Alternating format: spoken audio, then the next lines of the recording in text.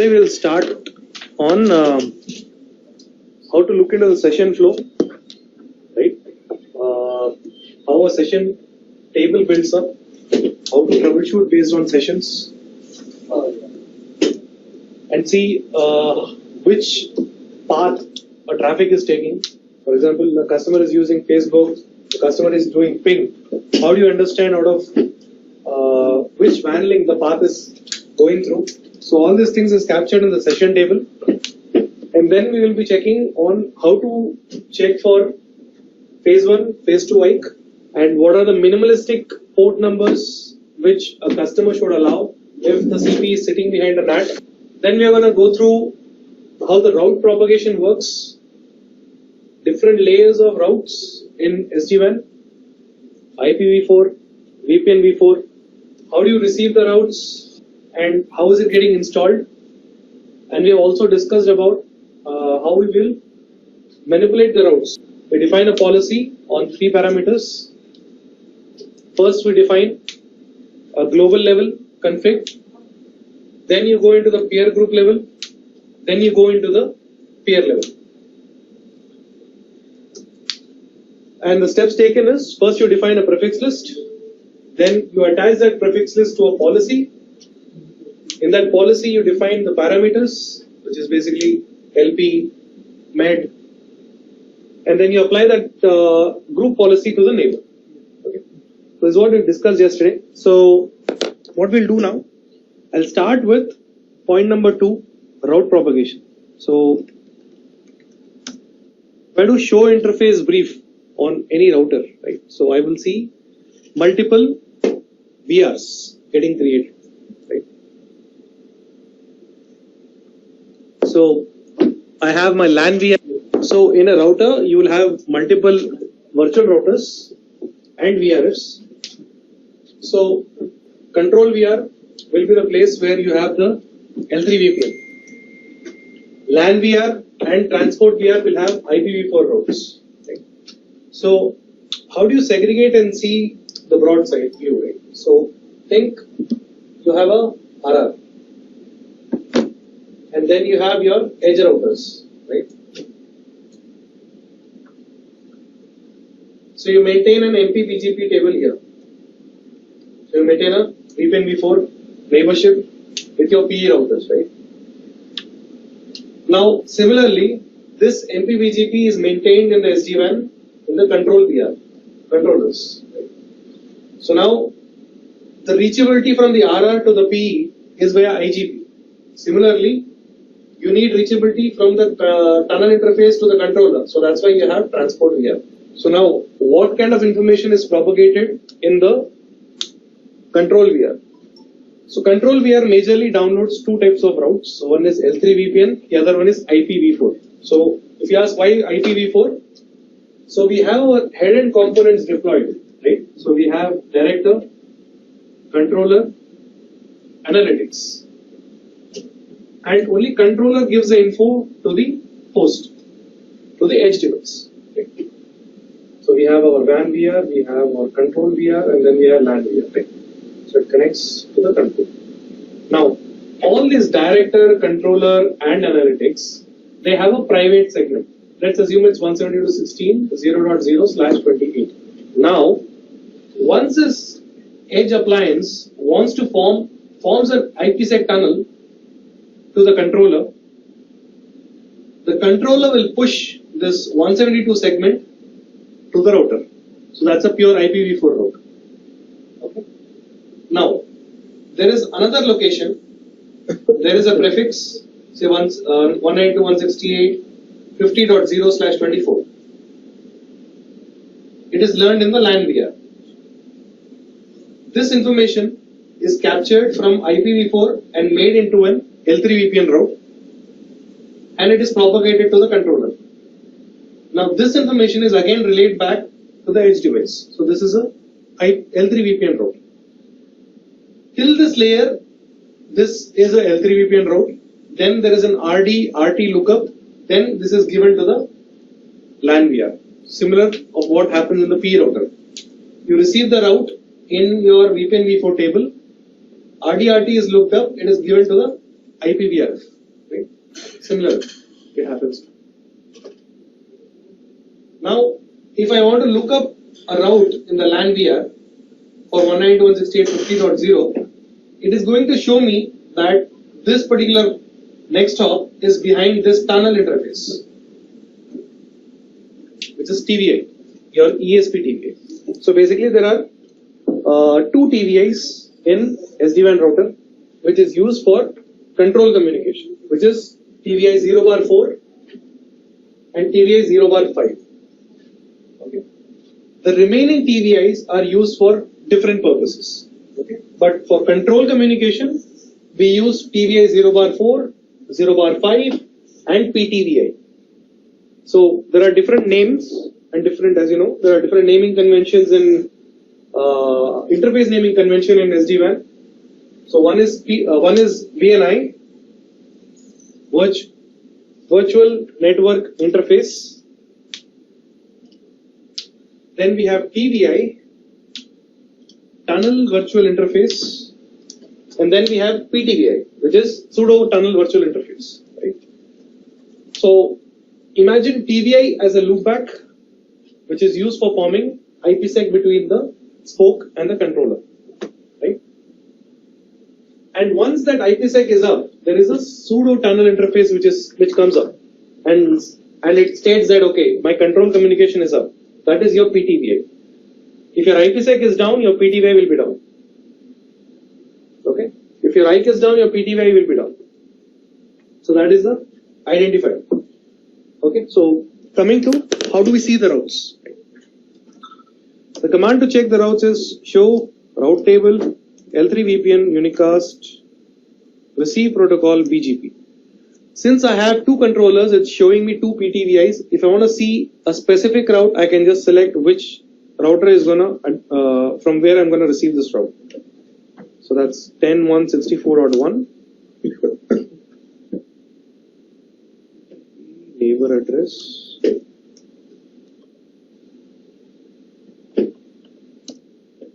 Okay.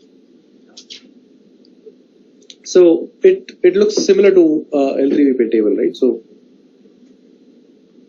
we have which this prefix 10.11.0.0/16, right? The peer who is advertising this route is my controller, which is 10.164.1. The RD associated with this route is 3L:3, and the next hop is not self. The next hop is the actual tunnel IP of the remote subnet, which has a IP of 10.164.151, right? And there is an LP set for it. The LP is 90, and the origin is IGP. So we have three origin types. So we have IGP, EGP, and incomplete. And next we have the MED. MED is not set. So we have community. Community is tagged by default, but this can be manipulated to what we want.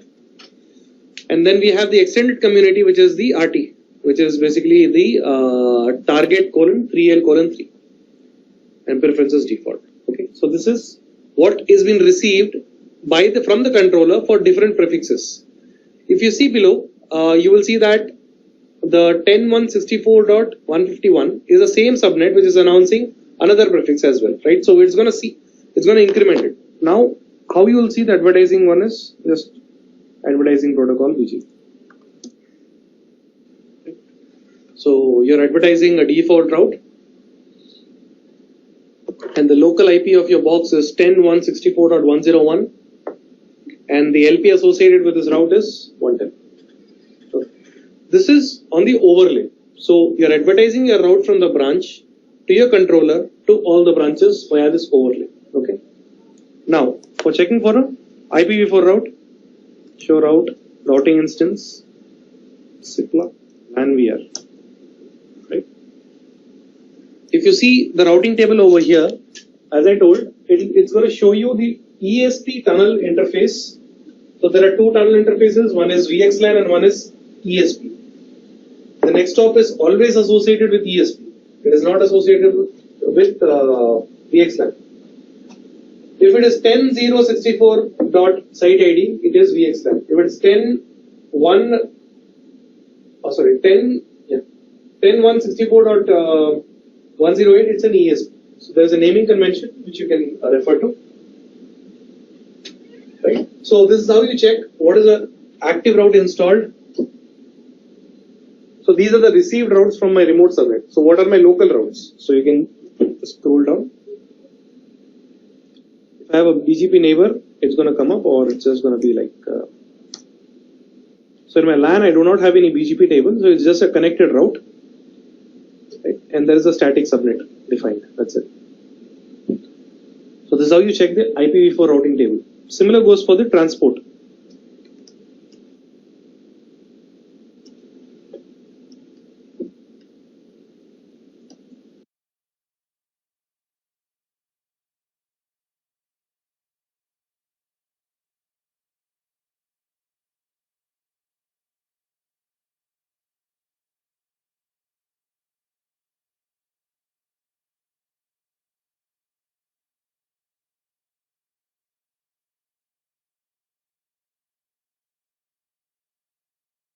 CIFI MPLS1 transport VR. Okay. So it's going to show you what all IPv4 routes you have received from remote CPEs WAN interfaces. What is the WAN IP of the remote subnets? That is getting advertised here. And your IP who is advertising is your immediate BGP neighbor. Okay. So, everyone clear with this? Right?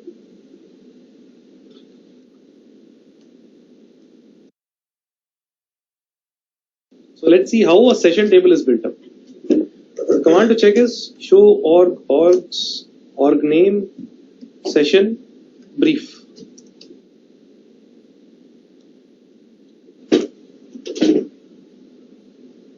Session brief is basically a capture of 5 tuple information, which means source IP, destination IP, source port, destination port, and protocol. So based on that, the session table is built up. At any point of time, if there is a packet hitting your WAN VR or your LAN VR, a session is built. Okay, and the session table shows you whether the packet which is entering the box or exiting the box, if it is NATed or not. If it's NATed, it will show yes. If it is not NATed, it's a plain IPv4 traffic, it will show us whether you have received the traffic via overlay or not will be represented in this section of SD-WAN. If the SD-WAN part is yes, it means it is received via the overlay. Application tab will show you what is the application associated with this flow. It will be populated here. If you don't see an application over here, it means Versa is not able to categorize it. It might be a customer's homegrown application, like they can come up with any URLs, right? So we have to ask the customer, what is this URL? Give them these parameters that we are trying to browse this particular IP with these port numbers, destination port number, but it is showing for us as an unknown. Do you know what the server is? If he says yes, collect the details, feed it in the director, it will reflect with that name from the next flow. Okay. Now, how do you check for a specific application? Customer complains. So if customer has multiple sites and multiple templates, you have to replicate it on all of them. There is an easier way to do it. I'll show you. Session that is defined by the session age. I'll show you. Session. If you want to look in depth into what the flow looks like, do a show org session extensive. Pipe. Select application.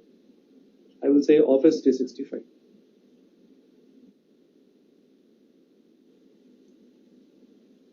Okay. So this gives me the entire flow information, right? It gives me what are the number of packets sent, received, what is a forward flow, what is a reverse flow. Now, how do you identify the traffic is not locally breaking out and coming directly? This section, right? So it is showing you that this packet is received on this tunnel interface, PTVI 0/153. Every SD-WAN site will have invisible PTVI tunnels. Okay, in your CLI you cannot see it, but that's how it is. Every branch to branch will have one tunnel interface created. Since it's a hub and spoke architecture, only hub will have the visibility to this particular tunnel interface. So that's particular site's tunnel interface. PTY 0 bar 153. I have received it via VNI 0 bar 0. Right? And my egress interface is going to be this. My ingress interface is going to be 0 bar 0. And I'm going to send him back on the same tunnel. So I'm going to maintain the symmetricity. Okay. Next, which forwarding class I have received it? Since I do not have any cost configured, it's landing on best effort. Next, packet loss priority. If I have defined in the policy like we did yesterday, if the packet loss priority is high or low, it has been shown here. Next, what is my RX circuit? What is my TX circuit on which the packet was received and sent back? So I'm receiving it on internet, I'm sending it back on internet. Okay, again, symmetricity now. Forward ingress is your PTY 0 bar 3 via 0 bar 1 going to the LAN. Coming back from the LAN also, it is taking the same path. That's it. Forward and reverse. Then it will also show you from which branch you have received this traffic. So it is showing you that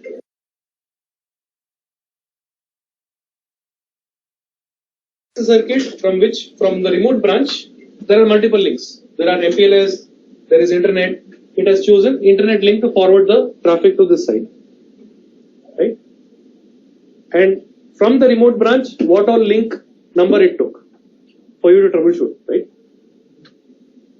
So it is again capturing the same info that remote also it is taking the same port number. Sorry, this is for this local.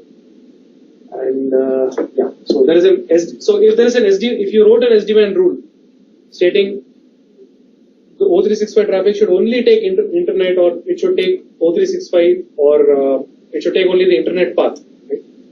And you have defined that it should not take MPLS path or vice versa. It will show you which rule it has taken to forward this. So I've just written a rule called as internet only, by which I'm just forcing all the O365 Office Outlook on internet. So that rule name is internet only, that's why it's reflecting here. Okay. Any questions on this? So everyone is clear with how the flow table looks like, right? And how to look into it. So this is for a branch to branch communication, right? Let's look how a branch to internet flow looks like. Just remember your forward ingress, egress, right? I'll just show you how the DIA looks.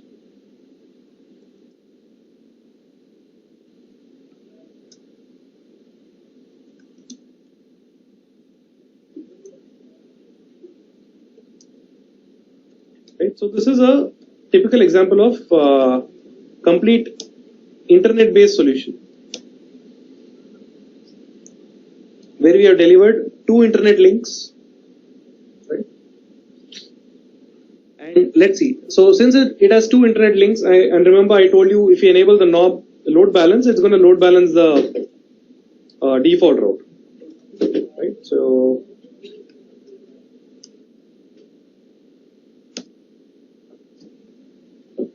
if you can see, the default route has been, two default routes have been installed, and the flow is going to be per flow from the LAN perspective. Whatever traffic I get in for internet bound or office bound is going to be load balanced per flow. Now, it's a default route, internet bound. Next, I'll check the session table. Session brief.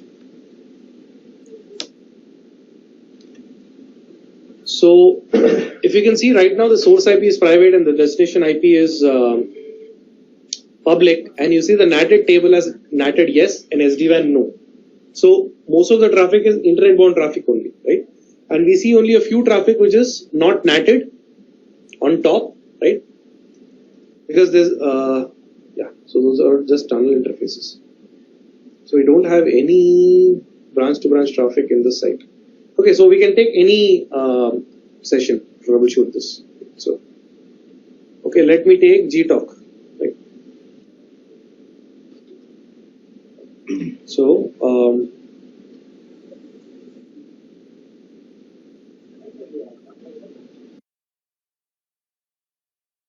Show or SIS session extensive, pipe select, application, GTalk.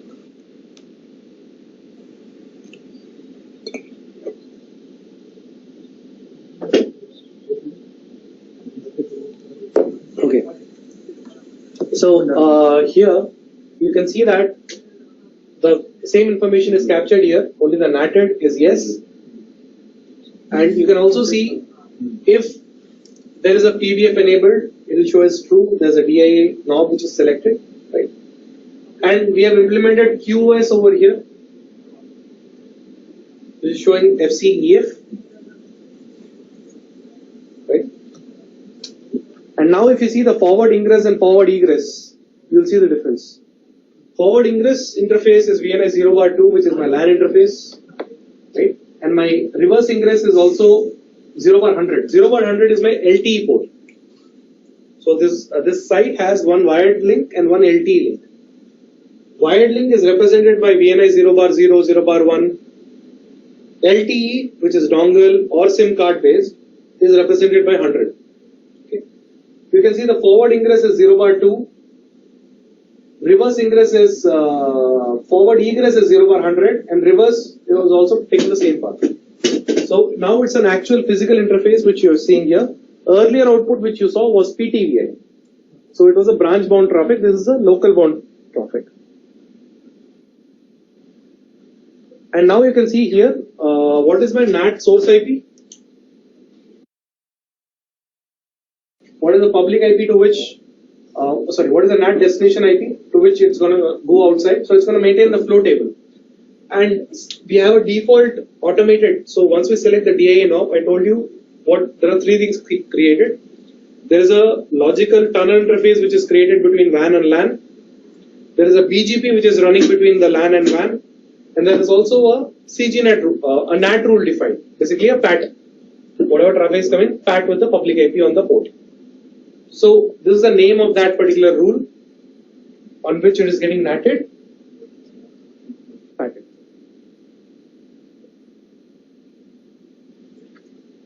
And this part is it is just depicting what is my forward and reverse circuit names. So I haven't defined anything specific. If it is my LAN interface, I'm not going to depict it with a circuit name or with a network name. If it is a WAN link, I'm going to depict it with a network name. LT is a WAN, which is VNI 0/100. I'm going to depict it as a network name. VNI 0/2 is a LAN port. I'm not going to depict it as a network name. It's going to be an actual physical interface. Clear on this? Your source IP is this, right? And your natted. So there is a separate table for NAT. I'll show you the NAT.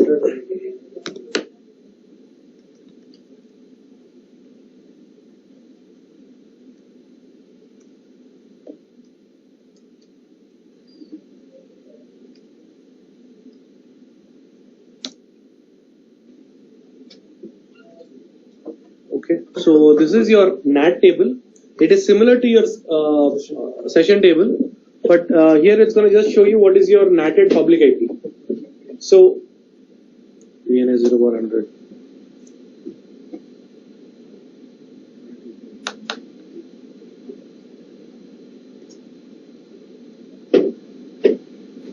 Ah, 10.23.32.229. Okay, so this 10.23 is basically your LTE interface IP. It is the private IP. I also sent you. So it's an LTE interface which will further get natted in the provider domain. And this is your actual source IP of the PC. This is the natted source IP of your WAN interface, and this is your destination interface. Destination IP. Got it?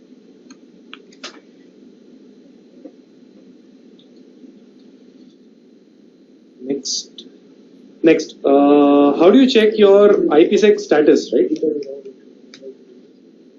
If your CP is stuck while onboarding, right?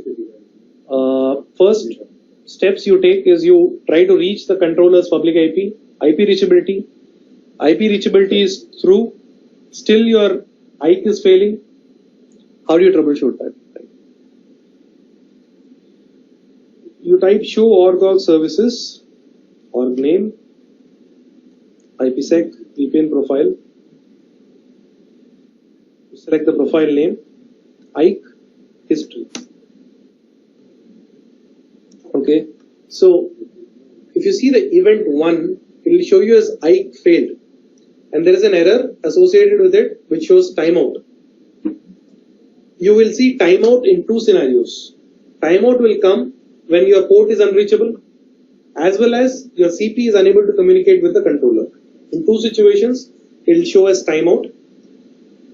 Actually, there's one more. One more thing is if your IKE negotiating parameters, for example, you have defined your values in your local and your controller, right?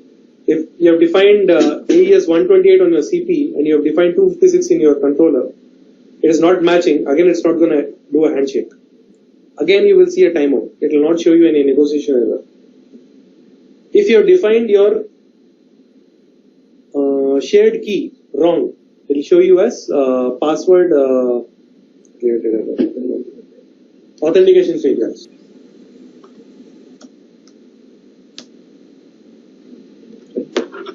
Your group is mod 19, and again you have the same thing for your IPsec. Do show org services, IPsec history.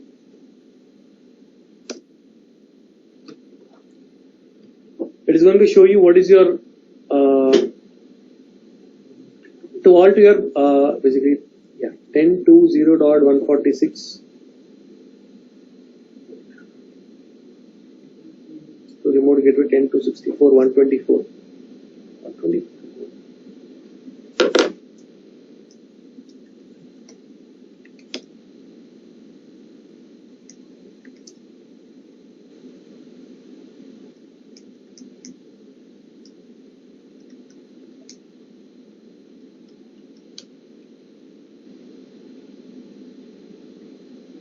Oh, okay. Sorry.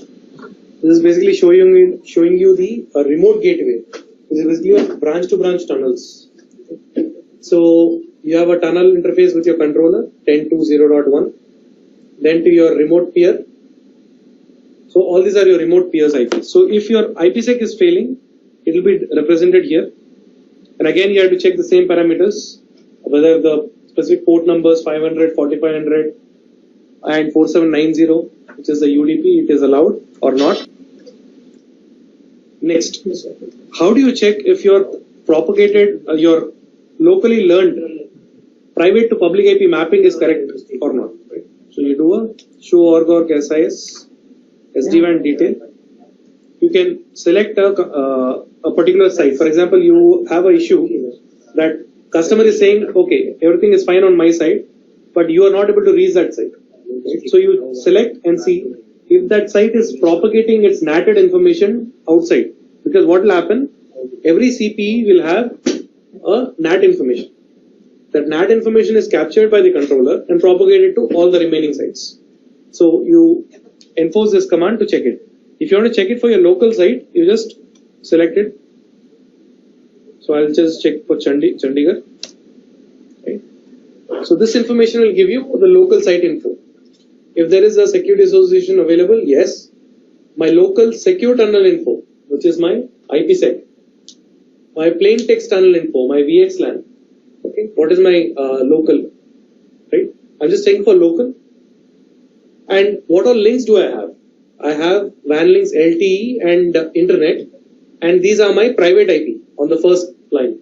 On my second line, what is the NATed information for that particular port? Okay. This information, if it is not capturing here, it means it cannot relay it to the controller as well, which means the remote site will not get this info at all. Okay. So there is a terminology called as NAT endpoint dependent and NAT endpoint independent mapping. So there is it takes a lot of time to explain that. So just Google it out. Right? In those cases, we will have situations where there is if a particular firewall device which is expecting a particular port number and a mapping and it's not going to reference that particular thing, in that case the session is going to get hanged. So in those cases we will see that what we are seeing here is not the actual fact there. or in some China deployments, right? What will happen is till the last mile, the provider will give you one NAT. From there till the transport, there will be another NAT information. So basically, your SLA will try to run only on the immediate NAT information, not on the second NAT. So you will see different results. Your ping from site A to site B will be 100 millisecond if you do ping, but your latency will show 150 millisecond. That might be because your NAT SLA is running on a NATed IP, which is routed by a different path, but your provider is giving the route by another path. Okay. If I want to check it for another site, I'm just checking the detail for local site, right? I'll just check it for Ahmedabad.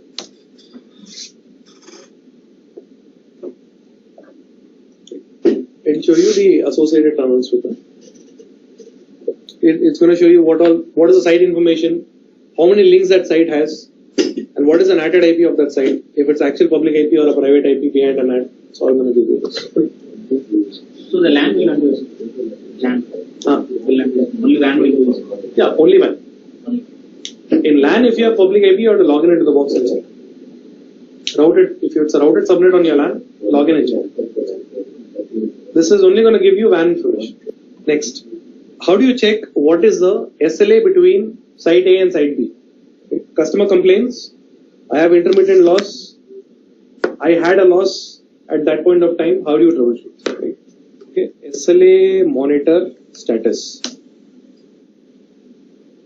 Show org name, SD-WAN, SLA monitor status. So this will show you if the SLA from your local site to all your remote site WAN links, if it is up or not. Right? If you have 2 WAN links on your local site, the SLA will try to form to 2 reachable subnets in your remote site.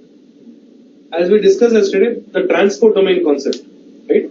If you have MPLS, you have internet. MPLS will only try to reach with MPLS bound sites, WAN links. Internet will only try to form with internet bound SLAs.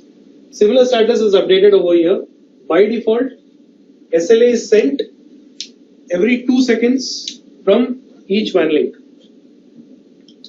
And it will wait for 3 times to declare the path SLA non-compliant. Right?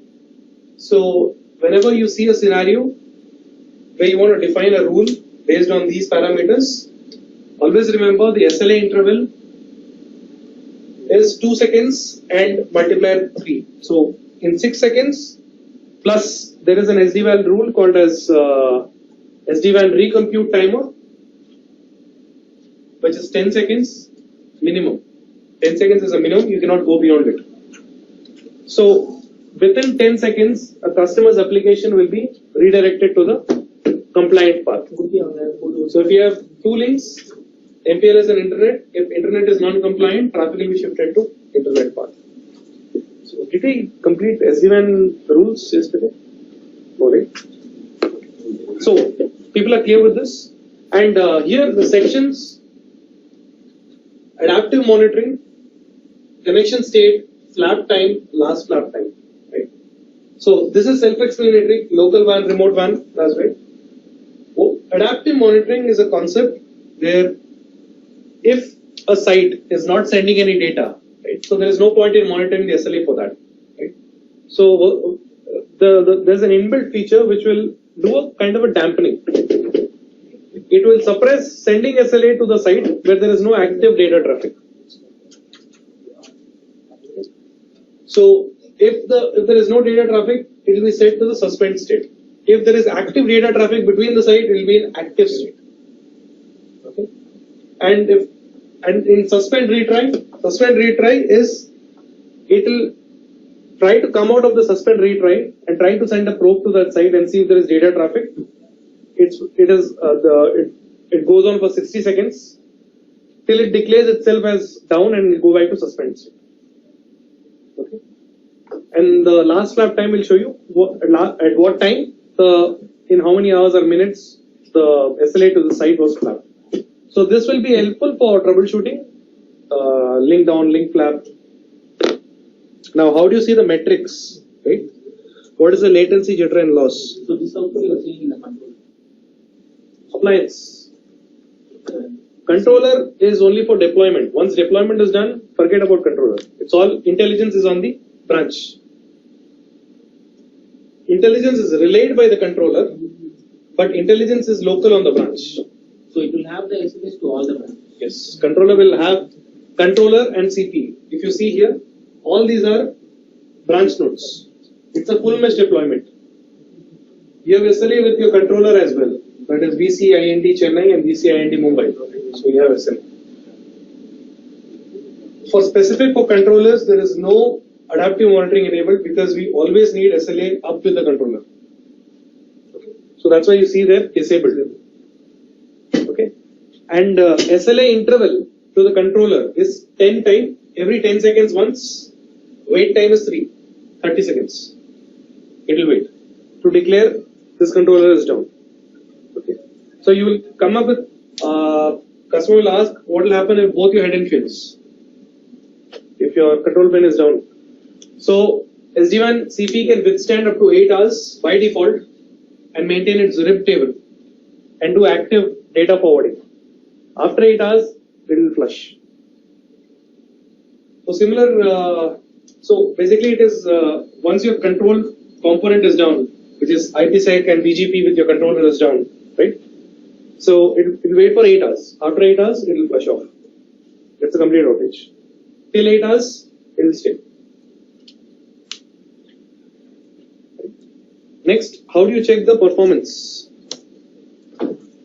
Show org name, SD-WAN, SLA monitor metrics, last 1 minute. I prefer choosing last 1 minute compared to last 10 seconds because it aggregates the data for over a minute and gives you a conclusive report. So this also gives you the same information, which is what is the site name, what is the forwarding class, what is the local WAN, remote WAN. Now here, two-way delay. Two-way delay is a round-trip delay time. Forward delay and reverse delay variation is, yes, it is a delay variation. Okay. So, and next is the PDU loss ratio. So there is a difference between PDU loss and forward loss and reverse loss ratio. Okay. PDU loss is actual date probe loss. The Y1731 probe which is sent, that is lost. Means it is a PDU loss. This counter will increment. If your data packet is lost, you're sending 10 packets from site A to site B, out of which 5 have been lost, right? Whether it was lost while sending or whether it was lost while receiving a reply back. Forward loss, reverse loss ratio. Forward loss, reverse loss again for PDU loss ratio. These are PDU losses. This is data packet loss. Okay. And again, if you want to see, it will also show you what all links to which your SLA is lost. If you see Chandigarh, it has 2 WAN links. One is via physical, one is via LTE. It will show you what is the latency that is seen from this side to that side. And if there is any loss. So we see like 3% data loss, PDU loss. And we have 2% forward loss and 4% reverse loss. Right. So this way you can troubleshoot if a customer says, okay, why is your performance low? We can tell at what level your network is degraded. If it is an actual last mile issue or if there's an intermittent issue. If it's an intermittent issue, right, what you will see is you will see an increment in the variation of this plus this, right? And at the same time your delay will increase because your round trip time to come back is going to increase. Sorry, that is for the congestion. The two-way delays will signify if you have a congestion in your network, right? If your congestion is high, your delay is going to go high because it's going to be buffering those many packets, right, before a router processes it further. Okay, clear? Okay, so let's go into SD-WAN configuration. How do you define SD-WAN rule? Right, so that is the next topic. I'll take an example. I'll go back to yesterday's template. So you go to services, template, configuration, select your organization name, come to the template. In the template, select services, SD-WAN, SLA. first define your SLA. Right? So what this SLA profile defines is you can classify this based on your QoS metrics: silver, gold, diamond. Okay. So let's say for diamond, it is latency sensitive. So your maximum latency cannot exceed beyond 120 milliseconds or 100 milliseconds. Right? You define the latency as 100 milliseconds. And your maximum packet loss acceptable is 2%. Right? I define the rule. Now again, you might have doubts. What is the significance of all these below parameters? Right? Low latency, low packet loss. So every SD-WAN device will correlate the data and keep the data. What is my performance metrics to my remote destination, right? For example, between Ahmedabad and Chandigarh, the SLA is latency is 100 millisecond, right? And there is no PDU loss and there is no forward or reverse loss. That is your SLA. That is a compliant path, right? Now, from your internet path, you have a compliant. From LTE, it is showing 5% loss. Right? At that point, you cannot reactively go and change. Right? Customer has to come back, or we have to define a rule to do the same. If you select this knob as low latency and low packet loss, it is going to just send the packet on whichever path it chooses as the best. If the latency on internet link is 100 millisecond, latency on LTE is 80 millisecond, it is going to send on LTE. Although this is more reliable, it is going to do that. So it will choose the best path based on aggregated data over the period of 1 minute. It's going to choose and send it. Okay. And again, if you define the interface bandwidth as 10 Mbps or whatever it is, you can define the interface Rx and Tx utilization percent. If you define your interface bandwidth as 10 Mbps, Rx and Tx, you can say if your link utilization crosses 90% or whatever X percent on Rx or Tx, you shift the link, offload it to the secondary link. That parameter can be written here. And then you have your jitter for voice traffic. So you define the rule, define the SLA profile. Right. Next step, you define the forwarding profile. Forwarding profile is a place where you map your WAN links and your SLA profile, and you're going to define what is your primary and your secondary priority links. And for these priority links, what is my acceptable SLA? So you have defined your SLA in the previous page that the latency is going to be less than 100 milliseconds. If it is crossing 100 milliseconds, I don't want to choose this path. And the packet loss, maximum PDU loss is 2%. So I define the profile name. I map the SLA profile. And here is a recompute timer. So remember I told you the minimum recompute timer is 10. 300 is the maximum. Okay. Wait till which amount of time before shifting the traffic to the secondary link. Okay. So if the application is too much latency sensitive, right, in that case you define it as 10. Within 10 seconds you switch, but within 10 seconds you cannot see flaps or whatever it is, right? So what it does, within this 10-second time, it is going to wait and see the SLA. Out of 10, so 5 to the 10 SLA probes, it is not going to say that, okay, 2 went bad, I'm not going to shift. It's going to take a overall average. And then it's going to decide if that path is compliant or not before shifting it back. Because if you have intermittent loss or intermittent flap in your core, your SLA is going to degrade. So your shifted path will not immediately shift back. It is still going to stay in your path and wait. So this is for shifting the traffic from active to backup, or priority 1 to priority 2 link, and from priority 2 to priority 1 link. Once your link is SLA compliant, how much time should I wait before shifting it back? That is number. Okay. Next, evaluate continuously and enable symmetric forwarding knob. So these two knobs are mandated to be enabled to ensure that the path is always evaluated, and as well as the path has to be symmetric. So I don't want something like traffic goes by MPLS, comes back by internet. In those cases, don't do it. If you don't care about it, you can remove the symmetric knob. But if customer is asking, select that. Encryption option. If customer says, I want to encrypt this traffic, select this knob, encryption as always. So whatever applications are mapped to this rule will be encrypted. Connection selection method, by default, we go ahead with round robin. But there are options to select high available bandwidth as well. Load balancing option, per flow and per packet. If we want to do a per packet load balancing, we select this knob.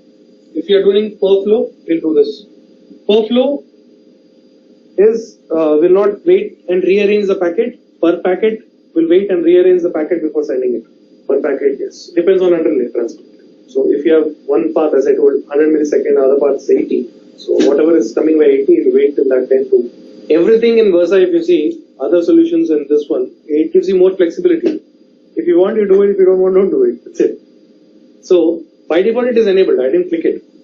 But if it is not required in cases, you leave it.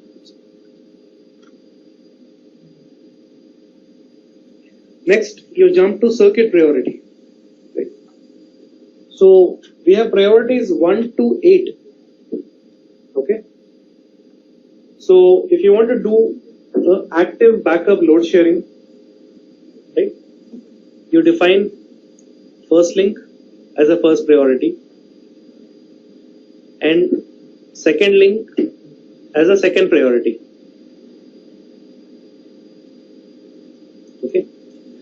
What this means is, for a particular application, this is an active link, this is a backup link. You can map it for an application or for overall traffic as well. So if you say always take priority 1, till the time SLA is compliant on priority 1 link, it is not going to forward the packet to the secondary link. Okay. But if you want to do active, put both the links on priority 1.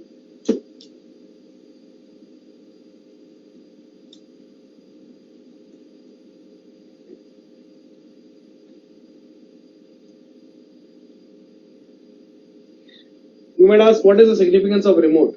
Right? So remote is basically, if I have MPLS, local site I have MPLS 1, MPLS 2, remote site I have MPLS 1, MPLS 2. So although you have enabled symmetric knob, there are high chances that since it's part of the same transport domain, it can come back by MPLS 2 to MPLS 1, because it is part of the same transport domain, it will form SLA. Right? In those cases, you want to enable strict path.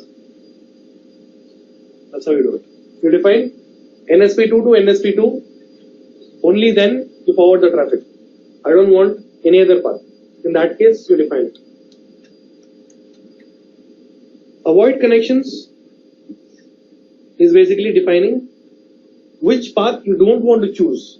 For example, customer says, always put my traffic only on, voice traffic only on MPLS path.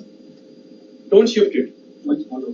So the previous step which you have forward will be to 1 MPLS and reverse it to 1 MPLS. So take for example from the remote time, okay, due to some criteria, okay, the best path is taken as the second ISP or the another MPLS path. But if the traffic is forwarded through that, will this device will drop the packet? No. So it's the enable that. One thing is, the remote path is not taking a decision on which path it should send it back.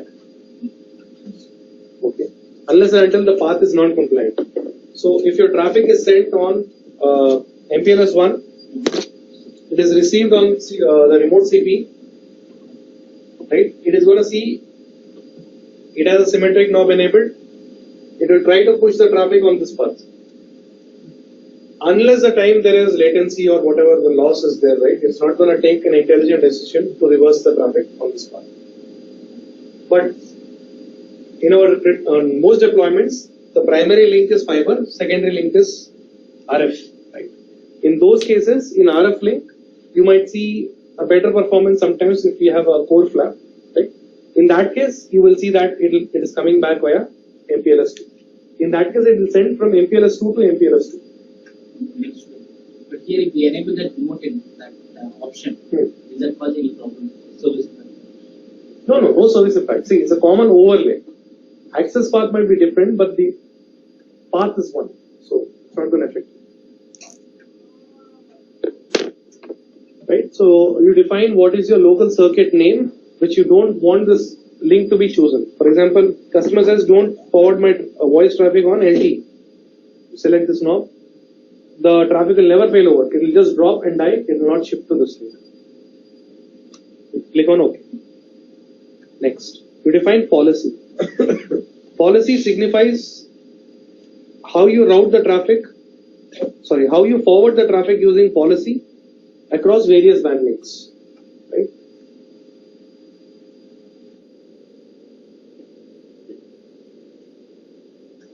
So again, you have options over here.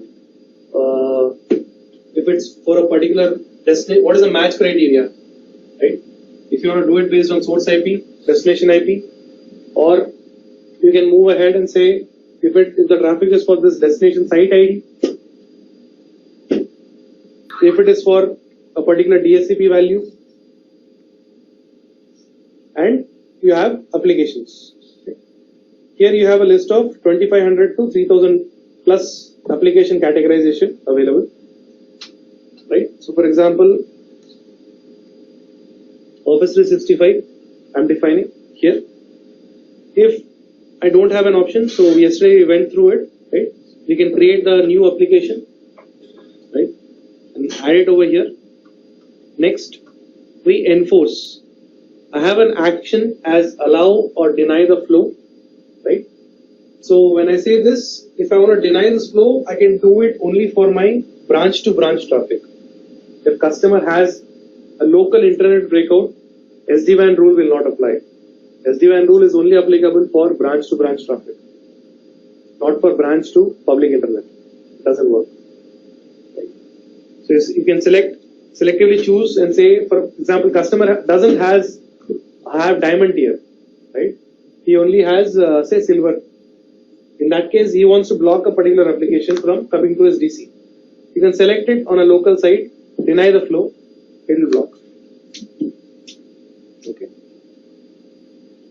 And the next option, if you want to log this particular flow, by default we do not log, but if customer says I want this dashboard to see what kind of reports I'm getting out of this, you can enable this now. So this is rule-based logging. Whatever traffic is hitting this particular rule, for that there will be a flow table created and exported to the analytics.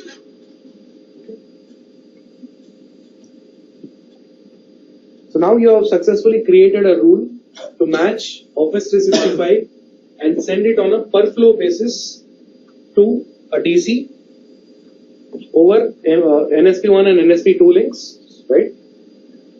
And whenever there is a, now in this case, since it's doing a per flow, right? So you cannot say which link to choose. It's going to send it on per flow regardless. If you want to define, it has to go on a particular path. If that degrades, it should go to secondary path. Define it in two different priorities. Do not define it in one priority. Okay. Any questions on this? Just go back to the forwarding profile. In the forwarding profile, you map your SLA profile.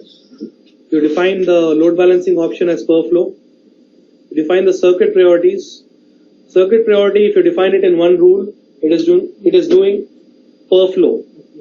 Your SLA rule will not hit. If you define priority 1 and priority 2 links, in that case your SLA will be looked at.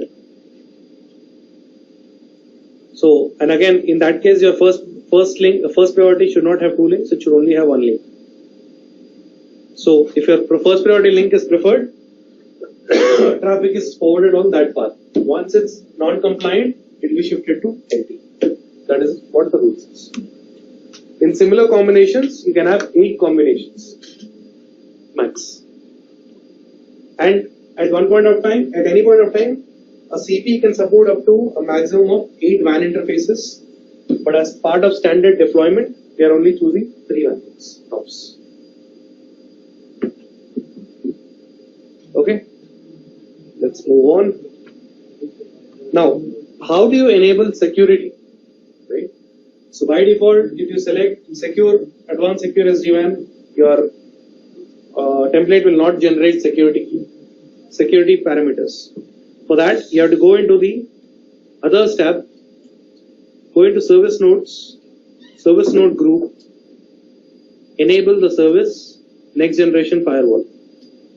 Or if the customer has, so customer gets security, that is stateful firewall from silver tier itself. Only the NGFW is available in diamond tier. So I'm selecting NGFW. Okay. So next step, once you have enabled that, in service node group, under others tab, go into organization limits. So this defines what all numbers of interfaces you have which are allowed for SD-WAN forwarding. What are the allowed routing instances? If you randomly create one routing instance and expect it to function, it will not work. You have to add it here. And then first you add it in available routing instance, and then you add it in owned. At the same time, if you want to add a new NIC, add it under networks, come and add it in the limits. Only then it will show you to add it in the existing routing instance. Services. Under services, under default SNG, it will only add SD-WAN CGNet. Since we have added that in the service node group, it will be populated here. Add next gen firewall. Click OK. Refresh the browser.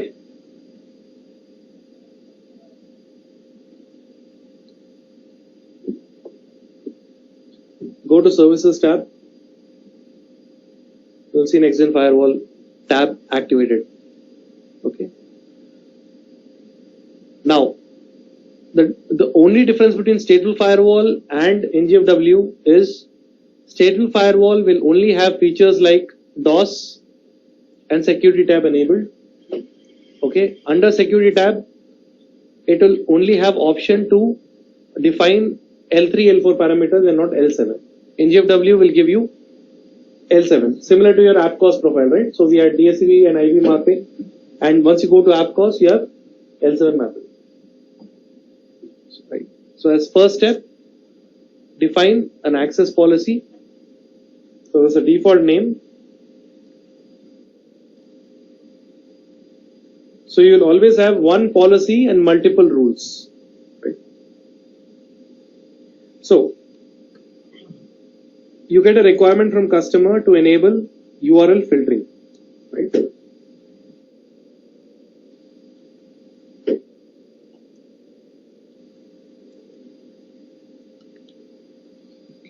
Define the rule. You define what is the source from which you're going to get the traffic and what is the destination to which the traffic is going to go. If you want to enable for specific flows, right? If a customer has a requirement, you enable it overall. I don't know on which direction I want to apply. But he says, do not touch my business traffic, do not touch my VoIP. Exclude them. So what you do, you define the source. You define, for example, he says, okay. So let me take a LAN interface, right? Interface LAN zone.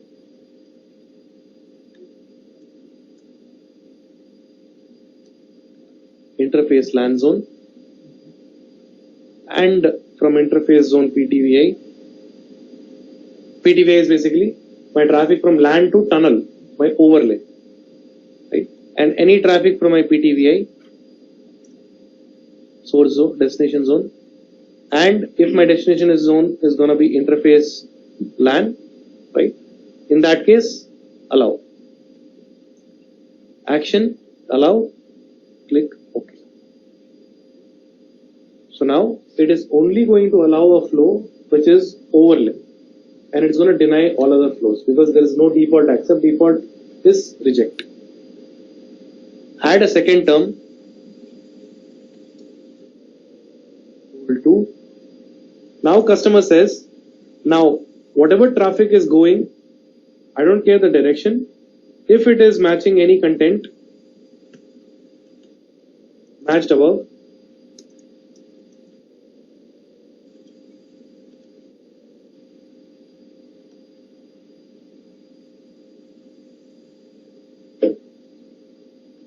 right? In that case, deny. And now you have an option here to enable a rule-based logging. So whatever traffic hits this particular rule, there will be a flow which will be generated in the analytics graph. I'll show you. If you don't want it, do not enable it, but every customer will want it, so just enable it for end of the flow, capture the stats and send it to reporter. Click OK. Right. Now, if a customer, so we have a requirement from SIS that he needs URL filtering, he needs IPS, and he needs AV. Right. So you go to security, go to URL filtering, and we add a rule here.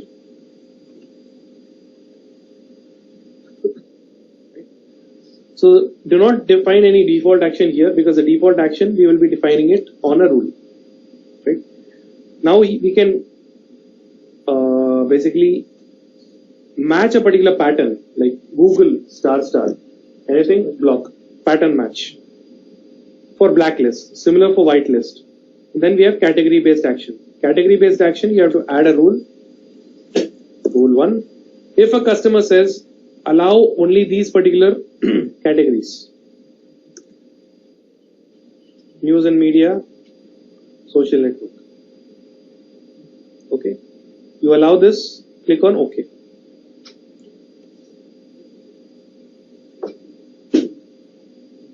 Now you go back to the policy, go to rule. So, okay, I'll just create one more rule. So,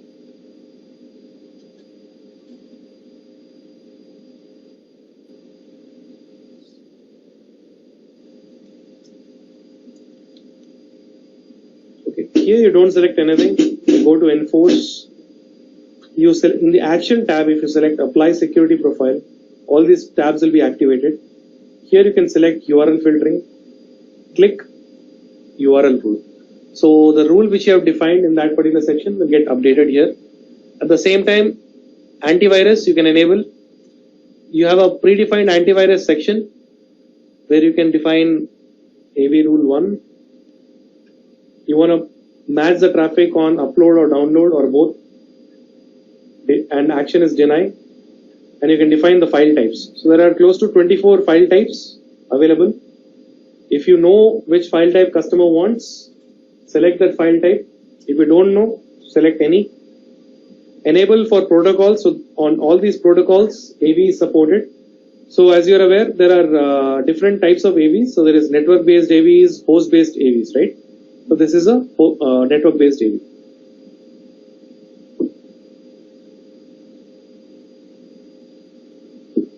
Right.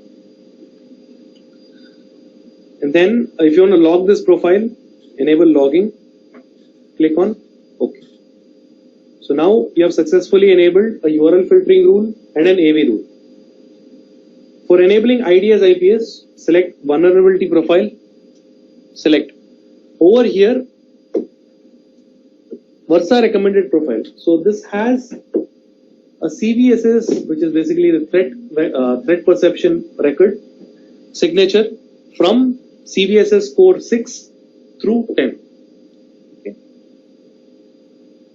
If you can just select this and keep it, or if customer knows on how to define an IDS IPS, he has a FortiGate, he wants to replicate the same configuration onto SD-WAN, you can create a new rule, IPS rule 1.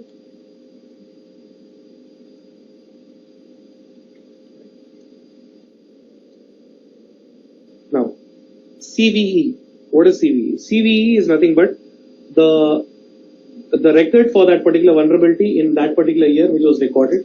So you can add from X year to X year. Okay.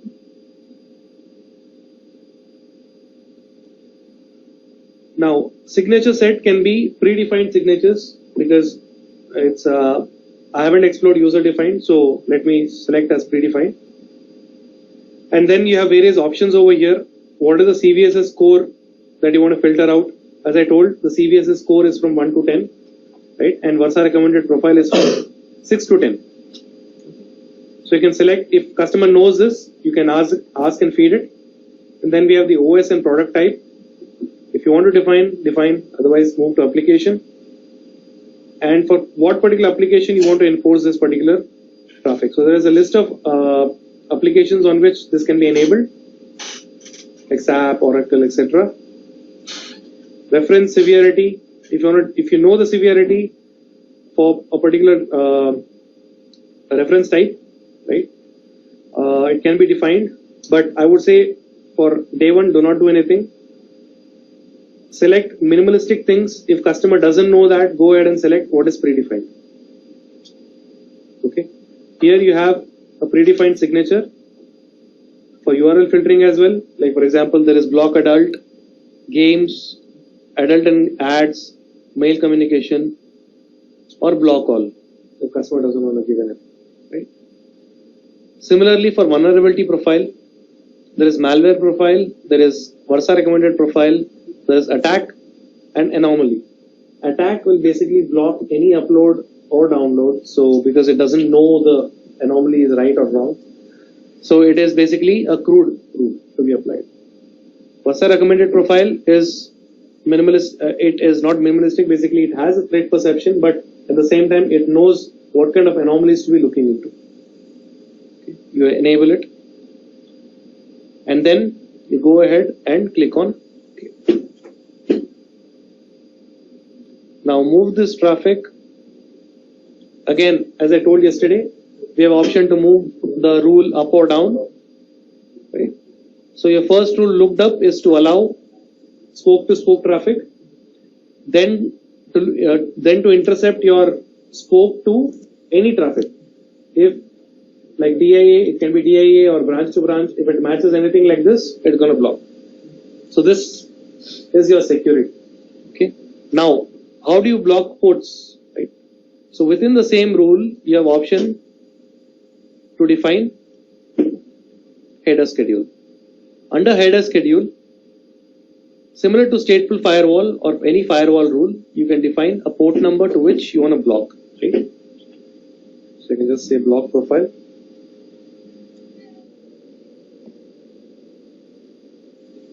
And define the port number. If customer says only allow this, define the port number.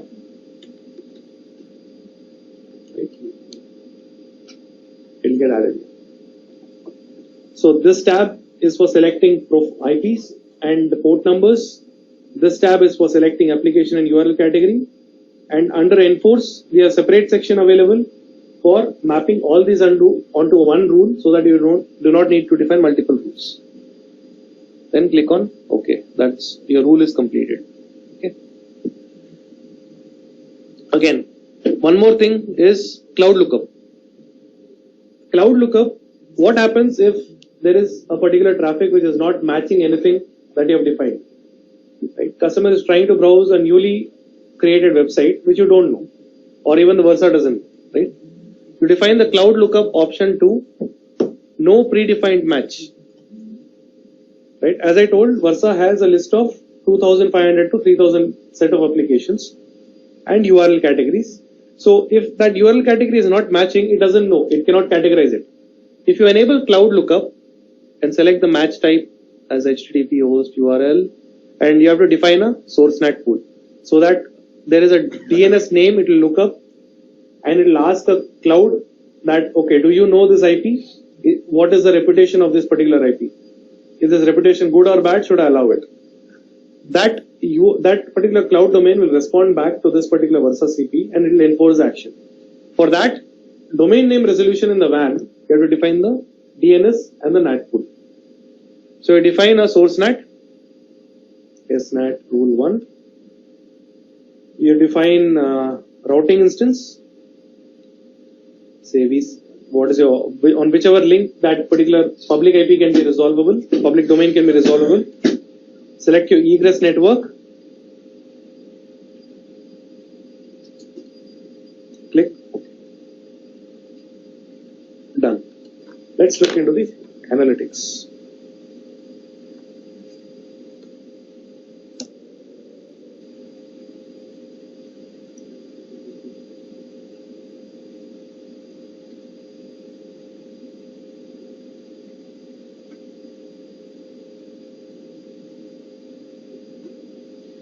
So this is the SD-WAN dashboard where you get to see all the deployed sites. The first dashboard will land you onto a page where you can see the list of all deployed sites. Number of sites it shows as 24, right? So it has 24 CPEs. If you, while provisioning, if you have deployed a duplicate name, right, it will also add up.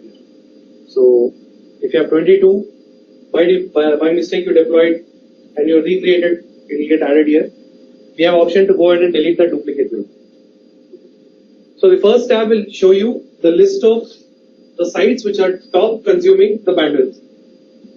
Okay, and the left side will show you top access circuit on those deployed sites which are getting highly consumed. Okay, and the first pane gives you the view of the deployed sites. Okay, so if you can see the this is the deployment which you have done for one of the customer, and if there are two CPs on a particular location on a particular state, you will see it as blue mark with the number of CPs. The light indicators are red, green and amber. Green is up, red is down, amber is disconnected temporarily or rebooted and coming back up. It's not up yet, but it's rebooted. If you want to see what is the branch-to-branch communication between the sites, click on that blue link. It will show you the overall utilization between the site in bandwidth and volume. So it is showing Pondicherry, Mudaliarpuram to Ahmedabad. Overall utilization is 296 BPS, very less. But if it's a full mesh with a lot of traffic, you will see the bandwidth spike in that utilization. So again, there is a drop down over here to select. Only if customer selects sites and connections, this tab will be visible. If you select sites, this lines will disappear.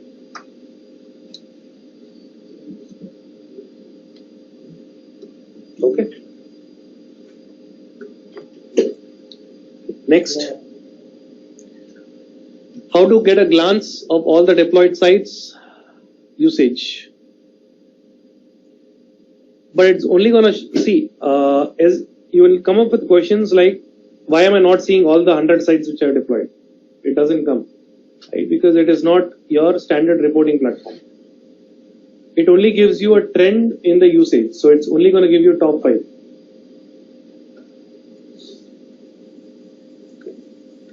The below tab shows you the overall utilization per site based on volume. What is the CP name? What is the address of that location? What is the geographical identifier? And the overall bandwidth, total bandwidth consumed, and the overall volume of traffic utilized during the period last day. So last day means 24 hours. Next tab, availability. Availability is a graph which will list down all the 100 sites which are deployed on this customer. And if the site has been down for more than 5 to 10 minutes, right, it will show you a red block. If there is intermittent flap, right, intermittent up down, it will show you as a white line. And again, if it was down for a while, it will also show you for how much duration of time the site was down. Again, heat map is the same thing. As I told you, the color combination. Right. This is availability based. So, Patna, if you see, the availability is 30%. So that's why it is on amber. Similarly, these are on green, which means it has 100% or more than that. This one is in yellow. So this is based on this color coding in the bottom. Next, SD-WAN paths. Let's go to sitemap. Sitemap is the same thing which you saw in the first page, but it's a dedicated page for just maps. Sites. If you want to filter and see what is happening on a, so first thing, also select the time zone. Asia, Kolkata. Go to So on this particular site, what is the total bandwidth consumed? Okay. So overall the site has not been up. So during this time there was a small spike, but right now the utilization is very less. Then per site availability report. When it was down, when it was up, with the timestamp over last 7 days. Access circuit utilization. So this site has OSP internet utilized up to 1.4 MB on 5th February 4:30. And what is the internet usage? This is branch to branch SD-WAN usage. This is internet only usage. Internet only usage is on 5th Feb 4:30 AM is 3 MB. Right? So this gives you a report of what is the overlay traffic and what is the direct internet breakout traffic. If you scroll down, you have the same tabular format available. Now, on this particular site, who are the top 5 users who are browsing or using the traffic the most? So these are the private IP on the customer's LAN who are using the traffic. Top access circuit over usage, right? So this guy, 10.10.32.12 is using most of the traffic. Okay, now per user, 10.10.32.9. If you click on that, it will show you what all applications that user has browsed. You have option here to filter it down. But remember, we cannot show it for all the 100 or 1000 users, only top 10. Okay, so it will show you what all traffic the user has browsed. Next, applications.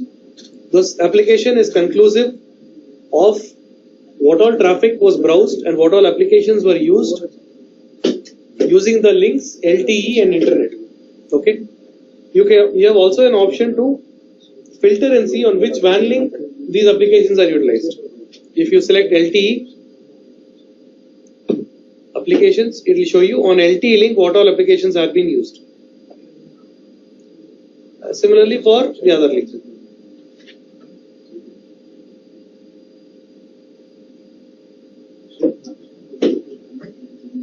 This gives the customer a greater insight into defining policies, right? So now we can go and block adult,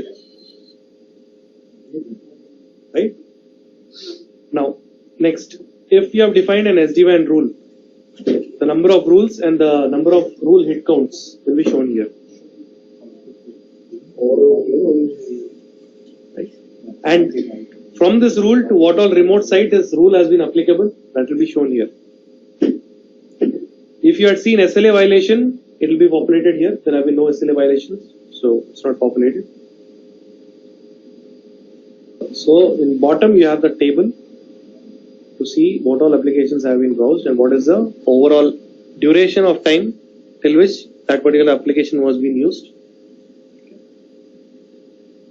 Trend Micro, Pop, Facebook, Office 365, King. So actually we can go back to that last 7 and see who browsed that particular website. Thank you.